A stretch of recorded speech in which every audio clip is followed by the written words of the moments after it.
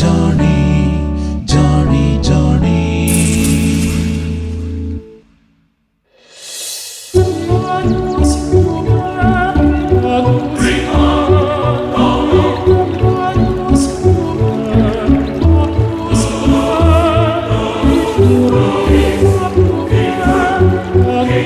ഗോപു, നീ എന്താ ഇങ്ങനെ കരയുന്നേ? നീ കാര്യം പറ. അങ്ങനെ ചോദിച്ചാ അവൻ പറയത്തില്ല. എന്തിനാടാ ചെക്ക കിടന്നു പോകുന്നത്? ഓ, ഇവൻ പറയൊന്നും തോന്നില്ല. അതെ, ഞാവൽപ്പഴം പറിച്ചു തരാം. അതെനിക്ക് തന്നാലേ ഞാൻ പറഞ്ഞു തരാം. അതിന് താൻ കരയുന്നില്ലല്ലോ. വേണമെങ്കിൽ കരയാം. തമാശിക്കാതെ ബോധടിയാ. പോ പോ പോ. അവൻ പറയും. പറയടാ ഗോപു. എന്നോട് ഇഷ്ടല്ല. രാവിലെ എണീക്കണം, പണി ചെയ്യണം, ബേക്കറി ഒന്നും തിന്നാൻ തരില്ല, അല്ലാണ്ട് വഴക്ക് പറയും.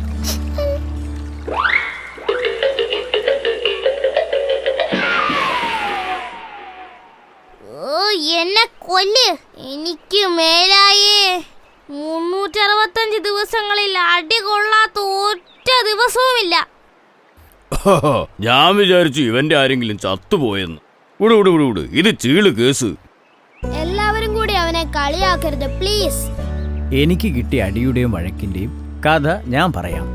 അന്ന് നല്ല മഞ്ഞുള്ള മനോഹരമായ ദിവസമായിരുന്നു.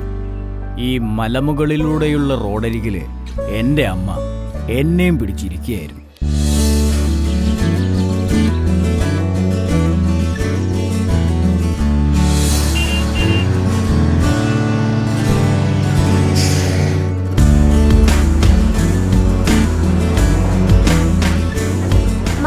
മുകളിൽ മലകളിലെല്ലാം കട്ടപ്പുകയാഹോയ്, തെന്നിപ്പായും കിളികൾക്കെല്ലാം കട്ടക്കളറാഹോയ്.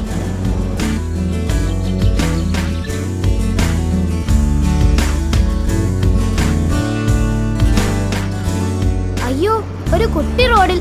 വണ്ടി നിർത്ത്.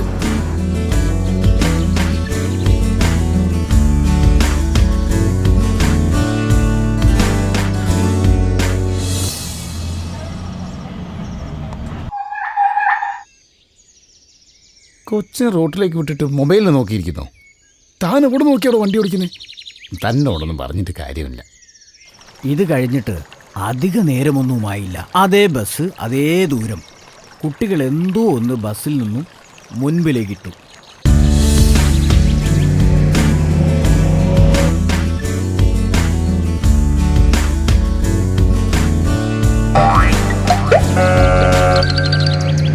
അയ്യോ, കുട്ടിക്കുറങ്ങ് ബസ്സിന്റെ ഇടയിൽ പെട്ടു.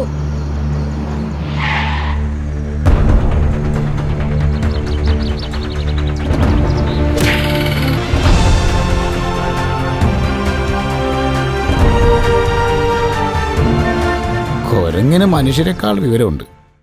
അമ്മ മാത്രമല്ല, അച്ഛനും ഞങ്ങളുടെ കുടുംബത്തിലെ എല്ലാവരും എന്നെ തല്ലി. കണക്ക് തീരെ തല്ലി. പിന്നെ എനിക്ക് പിഴച്ചിട്ടില്ല.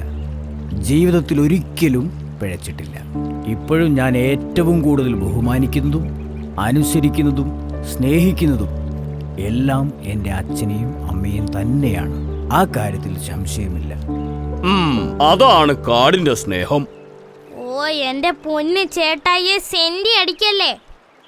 എന്നെ കൊല്ലാനാണെന്നാ ഞാൻ കരുതിയത്. വലിയ മരത്തിന്റെ ഏറ്റവും മുകളിലായിരുന്നു ഞങ്ങളുടെ കൂടെ. എനിക്ക് ചിറക് മുളച്ച സമയം ഒരിക്കലും അത് സംഭവിക്കുമെന്ന് ഞാൻ കരുതിയതല്ല.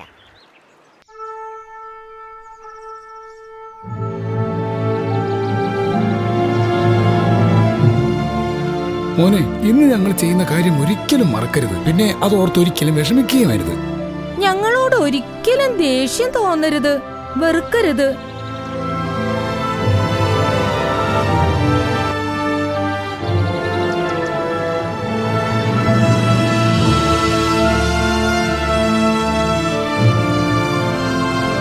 പക്ഷേ ഞാൻ പറന്നുയരുന്നത് കാണാൻ എന്റെ മാതാപിതാക്കൾക്ക് സാധിച്ചില്ല. അതിനു മുമ്പ് വേടന്മാരവരെ എയ്തു വീഴ്ത്തി ഞാൻ രക്ഷപ്പെട്ടു.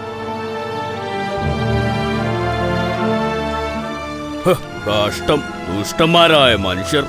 കുറിഞ്ഞി, നീ ഇതൊക്കെ മറക്കും. പക്ഷേ ആന ഒന്നും മറക്കാൻ പോകുന്നില്ല. അത് പോട്ടെ പൊടിക്കളം.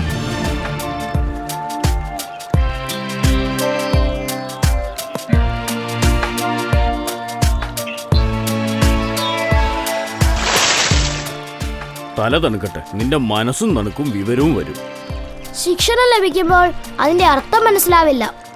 അതെ, ഈ പായസം തണുത്താൽ നല്ല മധുര. എവിടെ പായസം? കുന്തം. ഒബാമ പറഞ്ഞതാ മാഷേ. ഗോപു, നിന്റെ അപ്പനും അമ്മയും നിന്നെ ഒത്തിരി സ്നേഹിക്കുന്നത് കൊണ്ടാ നിന്നെ ശാസിക്കുന്നത്. കുറെ കാലം കഴിയുമ്പോ അതിന്റെ അർത്ഥം നിനക്ക് മനസ്സിലാവും. എന്റെ അപ്പനും അമ്മ എന്നെ ചളിയിലിട്ട് ഒക്കെ പറ്റും, ഓർമ്മിച്ചിട്ട് കിട്ടുന്നില്ല. ബടായി, ആനയൊന്നും മറക്കുന്നില്ല. നീ പോടാ ചക്ക. എന്തായാലും എനിക്ക് വീട്ടിൽ നിന്ന് കിട്ടി തുടങ്ങിയപ്പോ ഞാൻ പഠിച്ചു തുടങ്ങി. ഗോപുവിനിപ്പോ എല്ലാം മനസ്സിലായി. നമ്മുടെ മാതാപിതാക്കൾ എത്ര പാവപ്പെട്ടവരാ. ഒരുപാട് കഷ്ടപ്പെട്ടാ നമ്മളെ വളർത്തുന്നത്. നമ്മൾ ആഗ്രഹിക്കുന്നത് ചിലപ്പോൾ തരാൻ പറ്റില്ല, പക്ഷേ നമ്മൾ അവർക്ക് തരാൻ പറ്റുന്നത് ആഗ്രഹിക്കണം. അപ്പോ അവർക്കും നമുക്കും സന്തോഷമുണ്ടാകും. അതെ, എത്ര വലിയ ബുദ്ധിമുട്ടും നമ്മൾ തരണം ചെയ്യണം. ഇല്ല ജോണി, ഇല്ല കൂട്ടുകാരെ, ഇനി ഒരിക്കലും ഞാൻ തെറ്റായിട്ട് മാതാപിതാക്കളെ കുറിച്ച് ചിന്തിക്കുക പോലില്ല. ഉറപ്പ്. മിടുക്കൻ. പിന്നെ മിക്കോ, എനിക്കൊരു ഉപകാരം ചെയ്യാമോ? എനിക്ക് 2 കൊല്ലം ഞാവൽപ്പഴം പറിച്ചു തരുമോ? എന്റെ പാവ അപ്പനും അമ്മയ്ക്കും കൊടുക്കാനാ.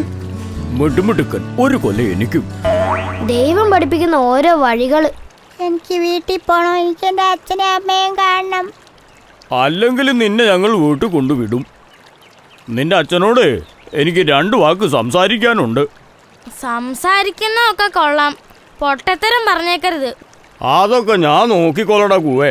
നീ കേറ്, തുമ്പിക്കയ്യെ പിടിച്ച് കേറടാ. ഇവിടെ തിരിയാനേ, നടയാനേ.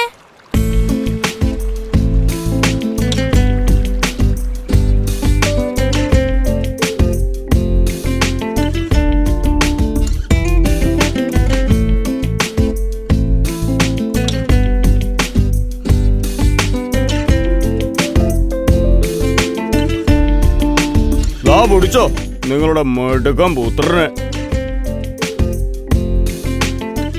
ഗോപുവിന്റെ മനസ്സിൽ കുറെ വിഷമങ്ങളുണ്ടായിരുന്നു. ഇപ്പം നിറയെ സന്തോഷം മാത്രം. മക്കൾ മാതാപിതാക്കന്മാരിൽ നിന്ന് അകന്നിരുന്ന് ചിന്തിക്കുമ്പോഴാണ് അവരുടെ വില മനസ്സിലാക്കുന്നത്. അതെ, മക്കളെ ശാസിച്ചും ശിക്ഷിച്ചും തന്നെ വളർത്തണം. സ്നേഹമുള്ളിടത്തെ ശാസനയും ശിക്ഷണവും ഉണ്ടാകൂ. എന്നാ വരട്ടെ, ഇനി ചക്ക സീസണിൽ കാണാം.